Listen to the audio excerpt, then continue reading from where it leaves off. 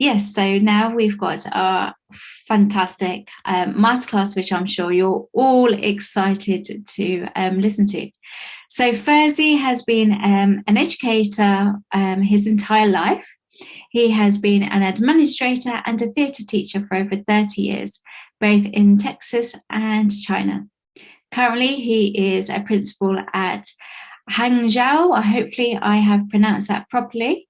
International School in Hangzhou, China. A Toastmaster for just over 4 years, he reached the semi-finals of the World Championship of Public Speaking in 2020.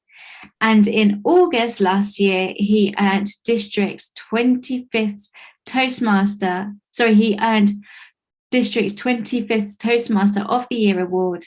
And just only quite recently, of a few weeks ago, he was a finalist of the World Championship of Public Speaking. So please join me in giving a rock star welcome to Fursey for his masterclass. Welcome, Fursey. Thank you, Pegasus. It's great to be back again. Thank you so much. I want to thank you again for the feedback that all of you gave me a few weeks ago. It was wonderful. Terrific feedback, very specific. I'm hoping that today I can return a little bit of a favor and give you some specific things that can help you move forward in your journey. I know many of you are veteran speakers, so I'm going to move fairly quickly on this. You have it in recording, so if there's anything I went too quickly on, you can always hit play again. I'm going to talk about a few things that are on Zoom and a few things that you can do live. Some of you will need things from me that you can use in a live scenario. Others of you, this is where you're living, and that's perfectly okay. There's something you have to adjust to. For example, this works great here, and this works great live. We have to realize there's a difference between those two things right there. Because if I do this right here and then step back, it's way too small. So we have to consider some things live. Also, what happens when we gesture to something at the back of the room? What kind of energy do we need to send back there to the back row, not just the first row? Because if I do that to you, it's a little in your face, right? And you start feeling like you're talking to your mother-in-law. So I need to make sure to, some of y'all weren't supposed to laugh about that. Naughty, very naughty. All right, so the idea is the camera is at one point, one focal point, and a live audience is going to be in different focal points. And so you have to adjust what you do when you're in this frame versus when you're in that frame. And we are in a frame. We are in an electronic age when everybody is watching a screen that is changing in split seconds. It's no longer 5 minutes or even 5 seconds. It's now split seconds at how quickly that changes. Your phones are buzzing right now, pulling your attention away from whatever's on the screen. So part of what you have to do is give the audience something different to look at. This was the same in theater 3,000 years ago. This is still the same picture, only then they judged movement by a sundial. You're judging movement in nanoseconds. So you have to decide, what does my audience need from me? Does it need to move quickly, or does it need to move quickly, or does it need to move at the right pace? Gestures have timing. Gestures have timing just like your words have timing. But we often don't think of gestures as having timing. We tend to think of gestures as happening. But consider this. If you would raise your right hand for me, please. If you would raise your right hand and simply go from up to down in 3 seconds. Would you do that for me? Ready? And go. 3, 2, 1.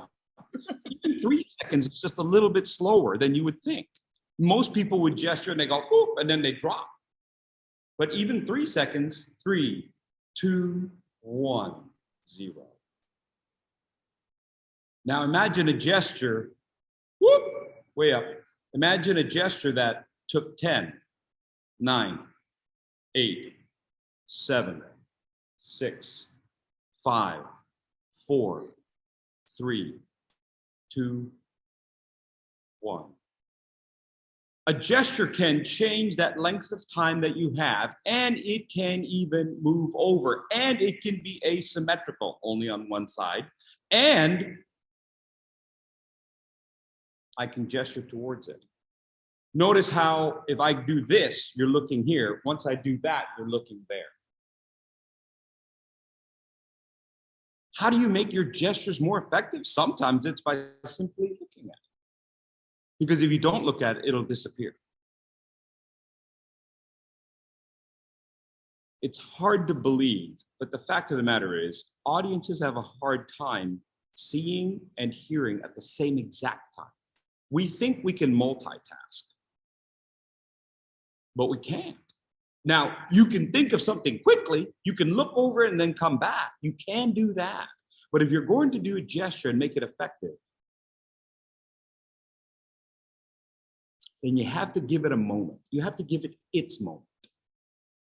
These are some of the things we're going to be talking about today. First, gestures can be left to right and right to left. This seems silly, but we don't think about that. We often have gestures that stay within a quadrant of your screen or of your body. If you would, take one hand, any hand, left hand, right hand, and simply move it across your body and move it back and forth.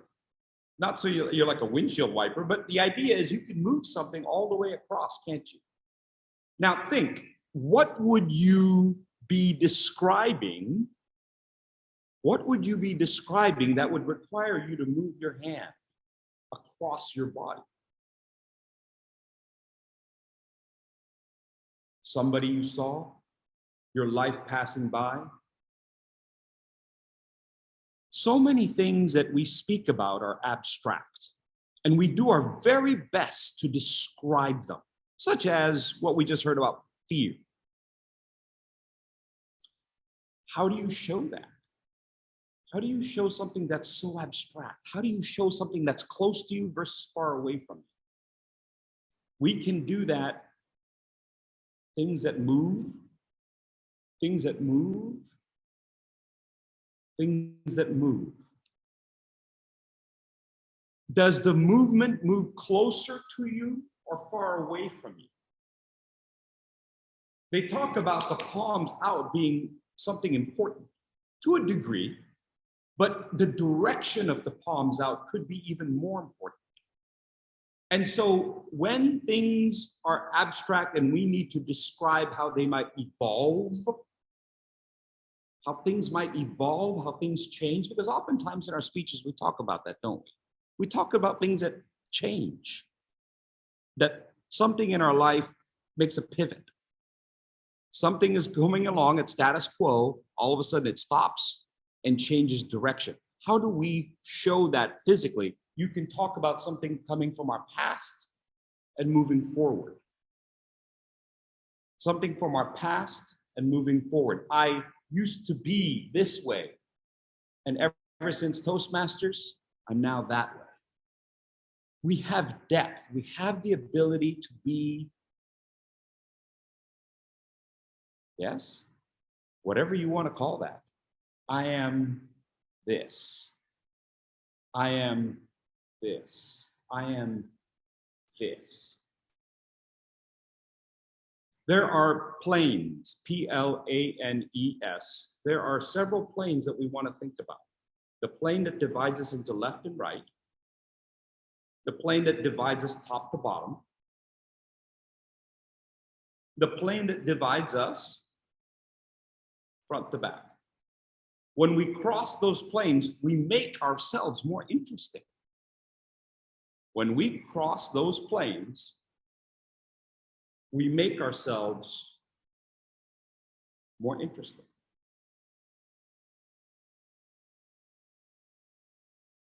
Consider when you're describing something that might be harder for an audience to understand, to grasp, or a progression that's harder for an audience to grasp, how could we use our hands to show that progression?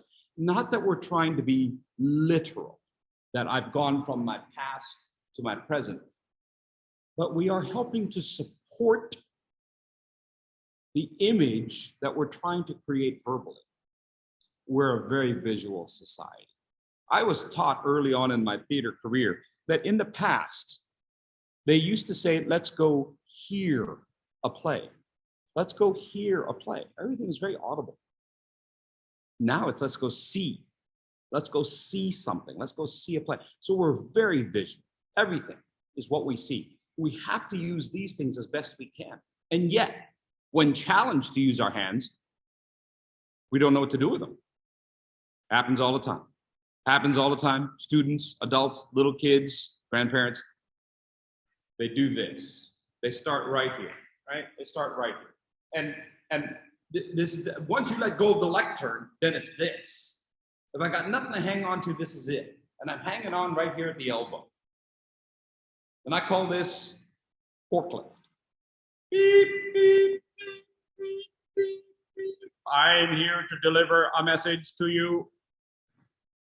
And then I say, that's okay, but now I want you to do something else with your hands.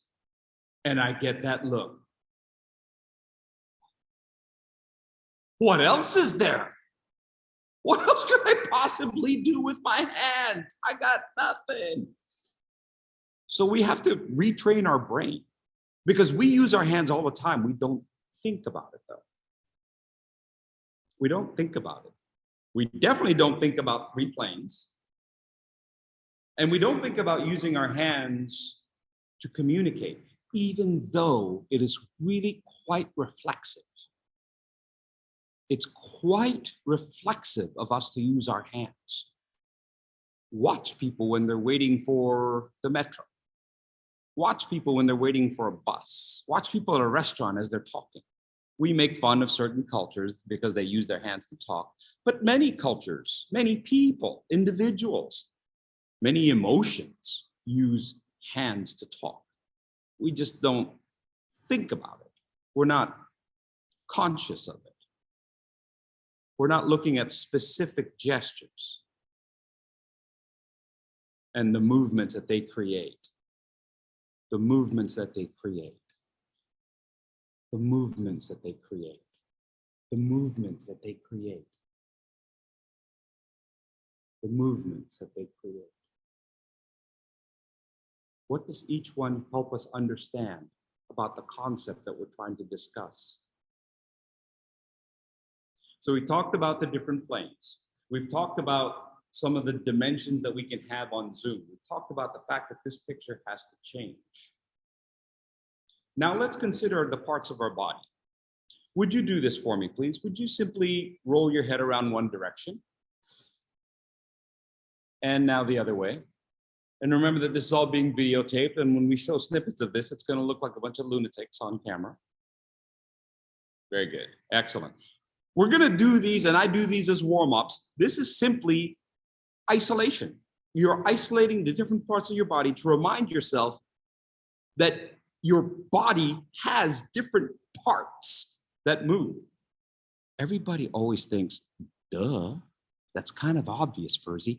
And yet, we don't think about the fact that the head can tilt to communicate. You ever looked on page 3 of the Toastmasters evaluation forms? Have you ever thought about the fact that it goes from 1 to 5? It's not that somebody has gestures binary up, down. It's how are you using your gestures? Same for eye focus. It's not he has eye focus, he doesn't. It's 1 to 5. And on one of them, on 5 specifically, it talks about engaging your audience. Well, how do you do that? Unless we remember that our head can tilt. Our heads move. Right? They move on an axis. There you go. Go ahead. Give it a shot. Our head can tilt backwards. We forget that because we're always so focused on our audience that we forget. Simply a tilt, simple tilt. They can tilt forwards and look up at the same time. Really? The dog really ate your homework? Really?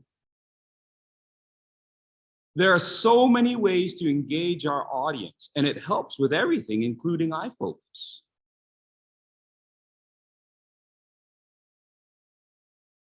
Simple, turn, pivot, pivot.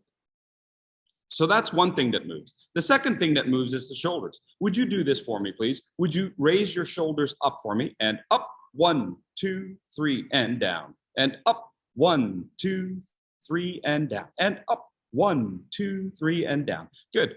That's exactly what I looked like in math class in high school. Fursey, what's the answer? I don't know. That may be true for some of you as well. I don't know. Not making any kind of judgments. We forget that our shoulders move as well. We forget that our shoulders are oftentimes where emotions start physically. Thank you, timer. But when people gesture, they tend to start at the elbows. They tend to stay at the elbows. Let the movement start here. Now, I'm not saying you gotta like, okay, and I know some of you do that. I get that, all right? Val, I see you, Val. You're sitting there starting to go like, yeah, baby, get the shoulders going. It's not that kind of party, Val.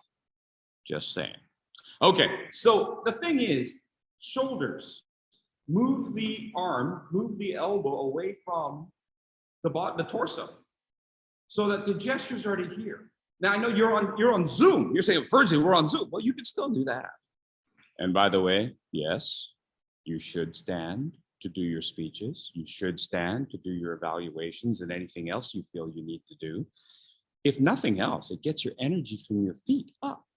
Let's face it, when we sit down, most of our energy is downward. When you stand, you have your energy moving up and forward, which is part of the whole communication process. It's an exchange of energy. So back to the shoulders. We use our shoulders to demonstrate.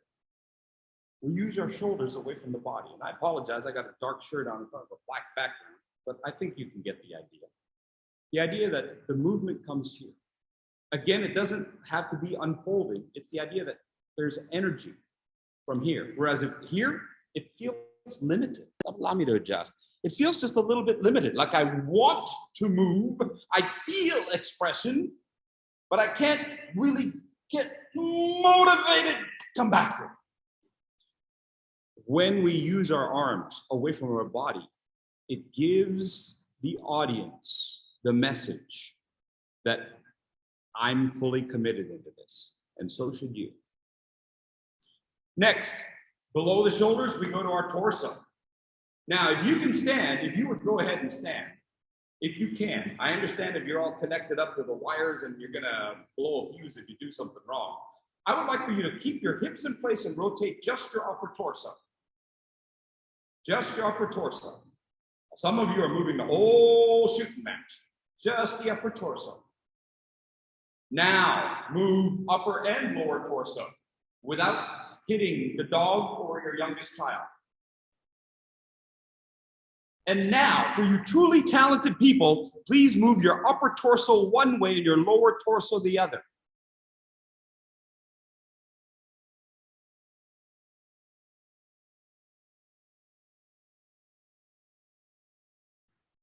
That's what Fursey calls dancing. No. So you're wondering, well, what was that for, Fursey, except to embarrass all of us at the Christmas party with videos from today's meeting? Think about this. When you have to do a PowerPoint, how does your body have to move? Because here's how people kind of botch the whole PowerPoint thing. What? What are you looking at? His balding head and his back. Now, first of all, you don't really need to look at the PowerPoint. Okay, let's all agree. You know what's on the PowerPoint because you made it. but we look at the PowerPoint. Why? Because we're a little scared. Right? Think about all your new speakers. They turn their audience. Now I don't have to look at you. But we still need people to look at the PowerPoint. We still need people to focus on it. So we need to point, just like when I did this. I'm pointing here. I'm pointing there. I gesture back. Remember? I gesture back behind me. I break this plane and I gesture backwards. But watch what happens when I want to gesture this way and talk to that audience. What's my body doing? Woohoo! Yes?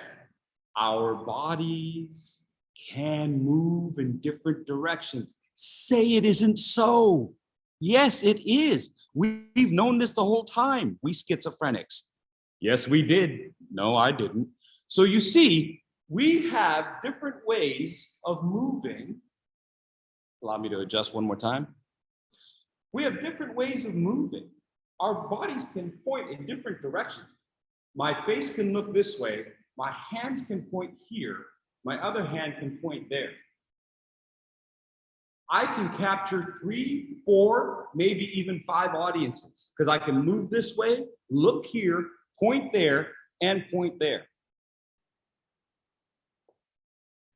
How do we keep our audiences engaged? We let them know our body is focused on them. So I've covered now different directions, different body parts. We've talked about duration. 5, 6, 10 seconds. Let's break it down into a little bit more minutia since we are in a Zoom meeting. Our fingers, if you would give us, don't give me your finger, give us your hands. There you go. What can move? What can move independently? Fingers, yes. And yet, we always forget that we can move fingers. I have seen people on using sorry, I just lost my vocabulary. Clicker, the clicker. We use the remote control and they keep their hands solid on the remote control and they're kind of doing this, but realize you have fingers so they can go like that. Oh my gosh, now I can see it. They can do that. They can do this. Our fingers can communicate so much on a camera. I don't have to be spastic on a camera, on a Zoom call. I can be subtle, just enough to let us know there's something going on, like a cup of tea. Grace, that is tea, right? I mean, I saw you with a spoon stirring the vodka, but you know. Tim agrees. Tim's like, oh yeah, he already knows us. Our hands can move in different directions at the fingers, at the wrist. When would we need to do that? Think of anything abstract that you have to communicate that might be softer in nature. Tenderness, strange. It's not that we have to do this for every speech, but it is to know what's in our toolbox. What's in our toolbox that we can use. You don't have to use all of these for every single speech, every single second of the speech. But on this speech, I'm going to talk about my heart. On this speech, I'm going to talk about how much I care for that particular individual, my child, that stranger, my mentor.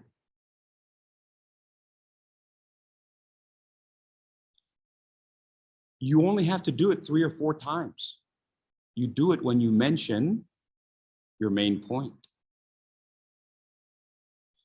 When you have a main point that you want your audience to get, you come up with a gesture that matches it, and you use it every time you mention your main point. The introduction, the body, and the conclusion. the introduction, the body, the conclusion. All of a sudden, the audience attaches a visual with your verbal. You've strengthened the image, and you've given them something concrete to remember you by. Because we all know audiences cannot remember everything, can they? You'll be lucky if they remember one word. You'll be lucky if they remember one word. You'll be lucky if they can remember your key phrase. Help them come up with an image. Come up with an image. Come up with an image. Come up with an image. Lastly, I mentioned symmetrical earlier. Hands are often symmetrically used, but they don't have to be. Remember this, they can be asymmetrical. They can be asymmetrical. They can be asymmetrical. They can move on an axis on one side of my body. Realize that this is over on my left. 80% of the gestures I showed you were on my right today. I'm now moving it over to my left, and it changes the picture. You've been seeing me doing this. All of a sudden, when I want to make a change, I'll shift it and move it here. It gives you a different look. It gives you a different side of my head. It gives you a different side of my face. My good side, I must say. No, I'm just saying it's a different side. It gives you a different thing to focus on. If the audience knows what you're going to do next, they'll start to tune you out. Even the best audiences. Because our minds are always thinking what's going to happen next. And if they know what's going to happen next, they'll tune you out. So you have to give them something different. Depth, proximity. Don't worry, I'm not going to start doing Tai Chi on you. But the idea is that you can have different images to the left and to the right from different directions. And these are all tools for you to use. Shoulders, fingers, head. Every time I ask you to think about a question, what did my head do? Head, right? Right, because I know exactly where my camera is. So we can communicate these ideas to an audience visually. There's a lot of talk about how much stronger the visual images are to the verbal. I think some of that is cultural. So I don't know how much stock to put in that or to tell you, because many of you are on different sides of the world than I am. But I will say this, no matter where we are in the world, we do see things and we do respond to things that are visual. Why not help our audience do that? Consider the different parts of the body, consider different lengths of time, consider diagonals. I didn't mention that earlier, but consider diagonals. Because anytime you break the plane is good. Anytime you can break more than one plane, it's better. If you can break 3 planes, you've got an image that is dynamic. Look at art. Oftentimes, artists have many diagonals. The bodies are contorted in different shapes just to keep your interest. I hope this has been helpful to you. We now have Q&A. Let's go ahead and fire off some questions. Thank you. Thank you so much, Fursey. That was a spectacular, amazing masterclass. I'm sure everyone will agree with me there. Yeah, it's been an absolute pleasure to have you as well. Certainly from my perspective, you've definitely, it's almost like you've given us permission to use our gestures and whatnot. So that's been really great. And it's actually quite interesting how what you've mentioned does actually intertwine with sign language and the linguistical features. So I'm very excited to use some of those. Moving on to our screen, does anyone have any questions? Gina. Hey, Can I just say thank you? That was a great demonstration as well of an explanation of how to use gestures. I loved the pausing and the looking, just stopping. Yeah. So you demonstrated that beautifully. But what really intrigued me, your backdrop is fantastic, and the way you moved in and out of it. How much space are you actually using there behind you? I'm there sitting in bed at the moment, so can't quite replicate it. But about 6. No. I'm in a large room. I'm in a black box theater, so I can go all the way back. Oh yeah, I haven't got one of them. Yeah, I can extend all the way to Nigeria if I need to. Wow, yeah, it looks incredible. It looks really good. Are you trying to say I don't? What are you trying to say? Yeah. Okay, your game. Thank you. Thank you, Gina. Anyone else? Any questions? I think we've got Jose with his hand up. Over to you, Jose. Hi, Fursey. Thank you so much. I will try to avoid to use the forklift. I'm guilty of that one. My question to you is, I understand that this is a practice, and with more experience, we get to it. But in the past, I used to get a comment. It was, "Oh, you use your hand too much." So, what would be your recommendation for folks that are mostly focused on your face and what you're doing, and using gestures actually distracts them? Is this a thing of practice that I should be practicing more so it doesn't distract my audience and should be aligned with my message?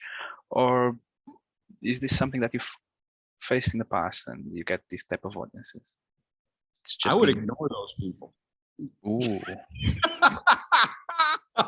Hey, listen, I'm not very traditional. So, Jose, when I first joined Toastmasters, there were people who'd been in Toastmasters for 30, 40 years. And they said, Fursey, you're supposed to keep your hands down by your side. I'm like, exactly. Really? I think that's when my audience drifts off into Neverland.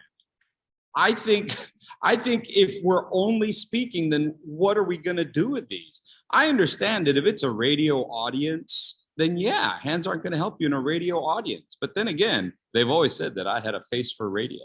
So the idea is you can control how much movement your hands have. But watch, where are my hands now?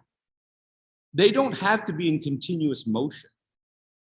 I can keep my hands here and move it ever so slightly for Zoom, right? In a big space, this won't work, right? But you can see that. You can see the slight differences just from here and there because of the focal point of the camera.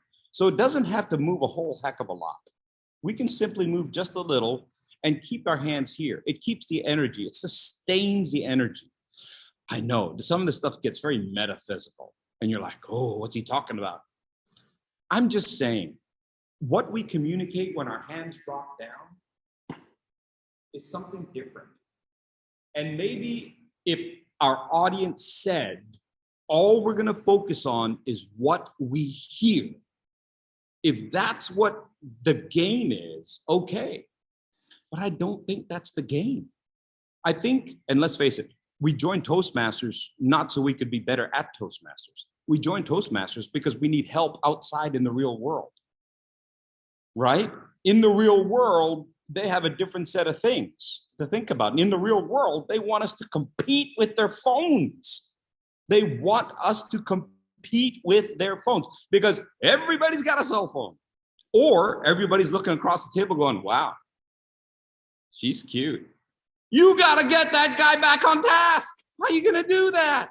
Especially if you don't have hair. So the idea is you can sustain energy and keep it up there because as long as my hands are up here, you think subliminally there's a thought that he's going to complete. And I'm going to hang on to the words to see how he completes the thought. So you don't have to move quickly, but you can sustain an energy and sustain the movement. I hope that helps you, Jose. It did. Thank you so much, Fursey. Thank you so much. You bet. Thank you. I think Bence, you've got your hand up. Over to you, Bence. Yeah, absolutely. Thank you so much, Fursey. I think the most insightful thing is how we can isolate different parts of our body and use that to complements our message. But I have a question which might be a bit specific and maybe overcomplicating things, but what about if you're using your body language to convey the opposite message of what you're actually trying to say, kind of foreshadowing that something's not right? Is that something that's overcomplicating this, or do you think there's a potential in it? I think that's a brilliant question. And I think that depends on your audience and for what purpose. So if you want to communicate something that is opposite of what you're trying to say and foreshadow something that will happen later, sure. Because we do that with our voice as well. When we say something like,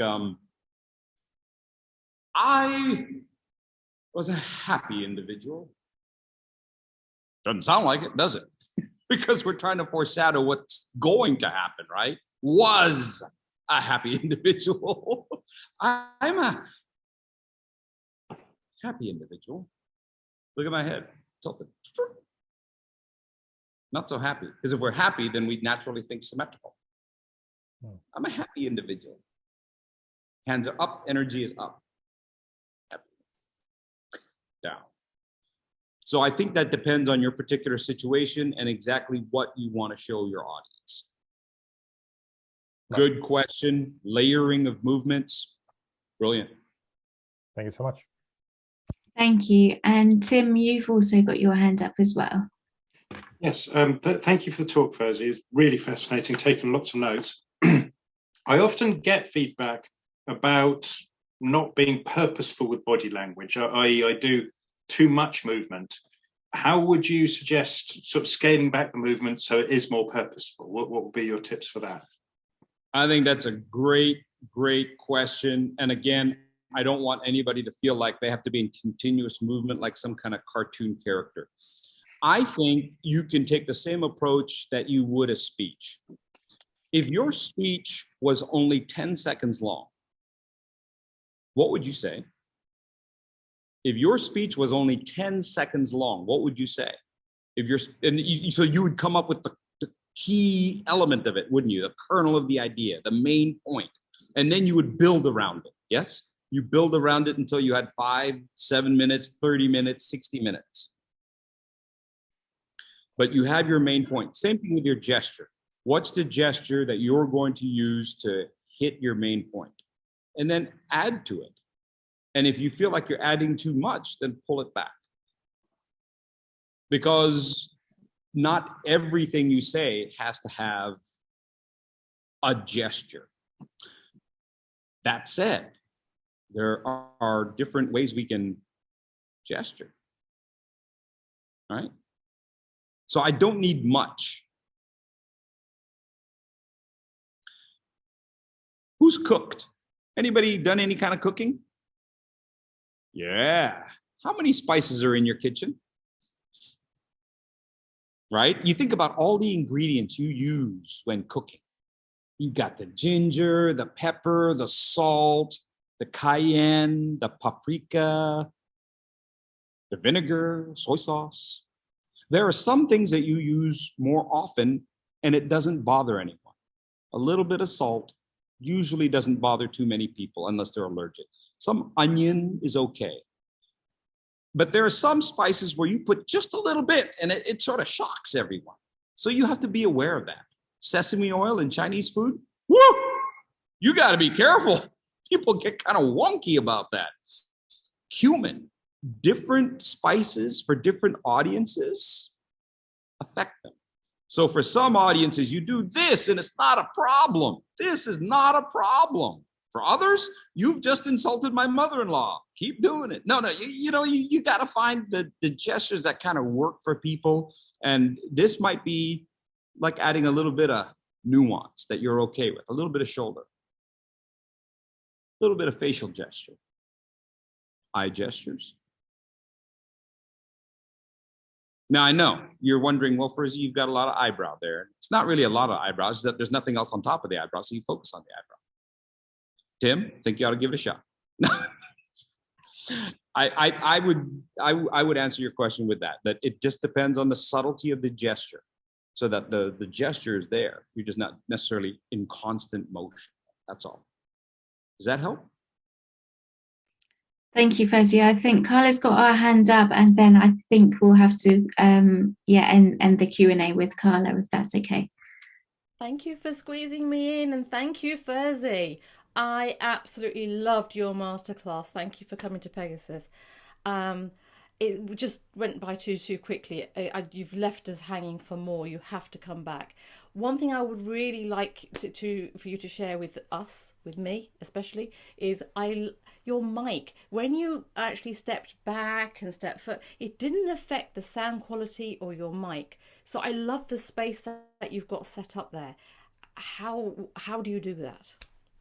There is no microphone. I'm using what's on my laptop, but I know that I'm stepping away from it. And so I know that when I'm this far away, I need to have a little bit more projection, but I also know that when I come in this close, I can adjust my voice.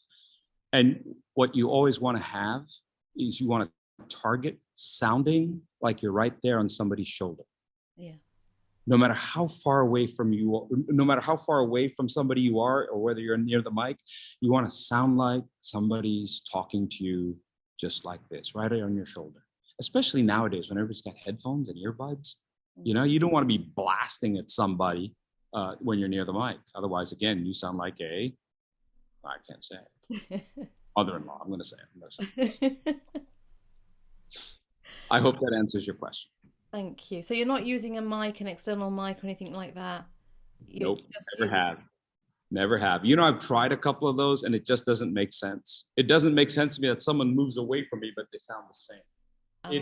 So I just adjust vocally. And then I adjust my voice for whatever I need. Wow. Okay. Thank you, Fursey. Thank you. And if any of our members today have any more questions, are you okay to stay at the end of the meeting? Yes. Perfect. That's brilliant. Thank you so much. A fantastic masterclass. I think all of us would agree on that.